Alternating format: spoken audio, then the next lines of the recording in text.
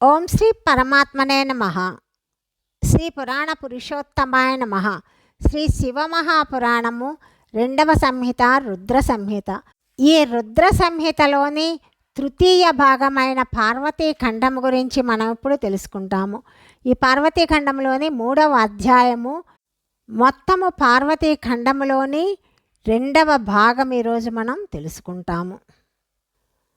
నారదుడు అడుగుతున్నాడు, మహామతి, మీరు మేనక యొక్క పూర్వజన్మము గురించి శుభము అద్భుతమైన గాథను చెప్పారు. ఆమె వివాహ ప్రసంగమును కూడా నేను విన్నాను. ఇప్పుడు తరువాత జరిగిన ఉత్తమ చరిత్రని వినిపించండి. అప్పుడు బ్రహ్మ చెప్తున్నాడు, నారద, మేనకతో వివాహమైన తరువాత హిమవంతుడు తన గృహమునకు వెళ్ళాడు. అప్పుడు 3 లోకములందు గొప్ప ఉత్సవము జరిగింది. హిమవంతుడు కూడా ఎంతో ప్రసన్నుడై మేనకతో కూడి సుఖప్రదమైన సదనమున నివసించసాగాడు.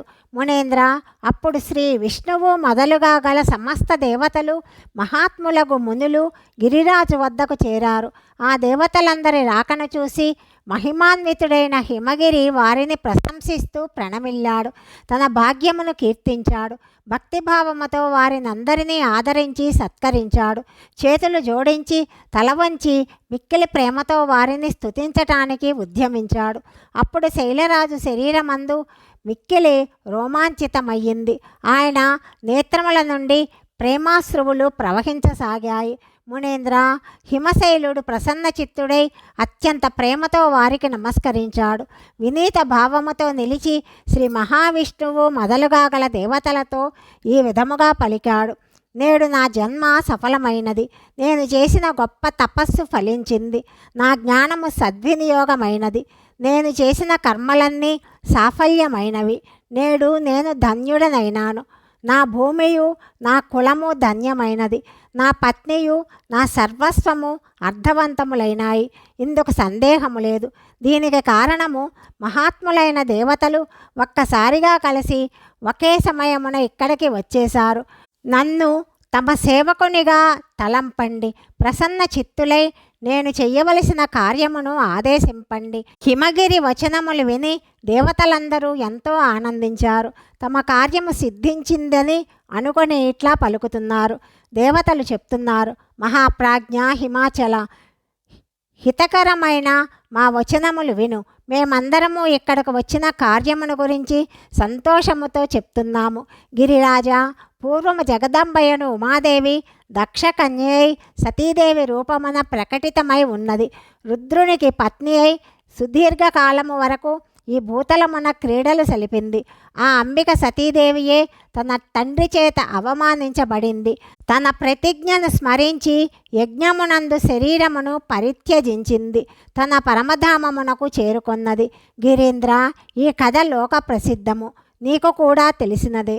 ఆ సతీదేవి మరలా నీ గేహమునందు ప్రకటితమైనచో దేవతలందరికీ గొప్ప ప్రయోజనము చేకూరుతుంది.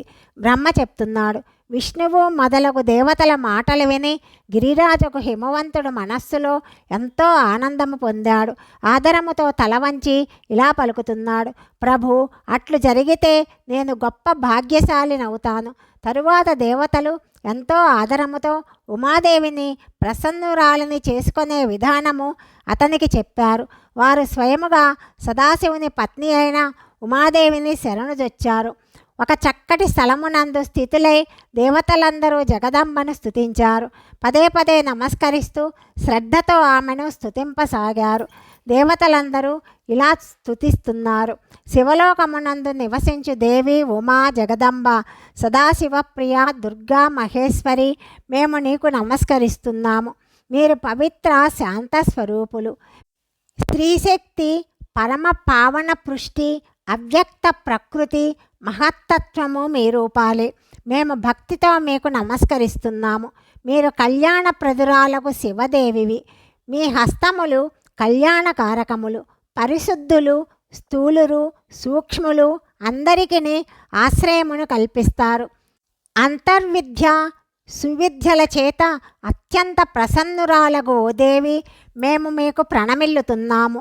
శ్రద్ధయు ధృతియు మీరే, శ్రీయు మీరే, సమస్తమునందు వ్యాపించి ఉన్న దేవియు మీరే. సూర్యకిరణములను ప్రపంచమున ప్రకాశింపచేయు వారు కూడా మీరే. బ్రహ్మాండ రూప శరీరమునందును జగత్తునందలి జీవులయందు నివసించు బ్రహ్మతో మొదలుకొని గడ్డిపోత వరకు సకల జగత్తుకు పుష్టిని చేకూర్చేది మీరే. అట్టి ఆదిదేవి అయిన మీకు నమస్కరిస్తున్నాము. వేదమాతయగు గాయత్రియను సావిత్రియును సరస్వతియును మీరే. సకల జగత్తునకు వార్తాయను పేరుగల వృత్తియును ధర్మస్వరూపమైన వేదత్రయీయును మీరే. సకల భూతములయందు నిద్ర కూడా మీరే. వారికి ఆకలిని తృప్తిని కలిగించువారు కూడా మీరే. తృష్ట కాంతి చవి తుష్టి సదా సంపూర్ణ ఆనందమునసగు దేవియు మీరే. పుణ్యకర్తల దగ్గర లక్ష్మి అయి ఉంటారు. పాపుల దగ్గర సదా జ్యేష్ఠ అంటే లక్ష్మి యొక్క పెద్ద సోదరి దారిద్ర్యము. పాపుల వద్ద జ్యేష్ఠ రూపమున నివసిస్తారు మీరే. సంపూర్ణ జగత్తుకు శాంతి ప్రదాతలు, సమస్తమును ధరించు భూమి, ప్రాణులను పోషించు శక్తియు మీరే. పంచభూతముల సారతత్వమును ప్రకటించు తత్వస్వరూపాదేవి మీరే. నీతజ్ఞుల యొక్క నీతి వ్యవసాయ రూపిణివి సామవేద గీతము మీరే. గ్రంథియును యజుర్వేద ఆహుతియును ఋగ్వేద మాత్ర అథర్వవేద పరమగతియు మీరే. ప్రాణుల యొక్క ముక్కు చెవులు నేత్రములు ముఖము భుజములు వక్షస్థలము హృదయమునందు ధృతి రూపమున స్థితవై సదా వారి సుఖమును విస్తరింపచేస్తావు. నిద్ర రూపమున ప్రాపంచిక జీవులకు అత్యంత సుఖానుభవము కలిగిస్తావు. అట్టి ఉమాదేవివి జగత్తుకు స్థితి పాలన ప్రసాదించు దేవి మా అందరి ఎడల ప్రసన్నురాలవు కమ్ము. ఈ విధముగా జగజ్జనని సతీసాధ్వి మహేశ్వరి అయిన ఉమాదేవిని దేవతలందరూ స్తుతించారు. తమ హృదయములందు ఆమె ఎడల విశుద్ధ భక్తిభావముతో వారందరూ ఆ తల్లి దర్శనమును కోరి అక్కడ నిలుచుని ఉన్నారని బ్రహ్మదేవుడు నారదునితో చెప్పాడని శౌనకాది మునులకు సూత మహర్షి చెప్పాడు. అధ్యాయము 3 సమాప్తము. 4వ అధ్యాయం గురించి తదుపరి భాగంలో తెలుసుకుందాం. సర్వం శ్రీ పరమేశ్వరార్పణమస్తు.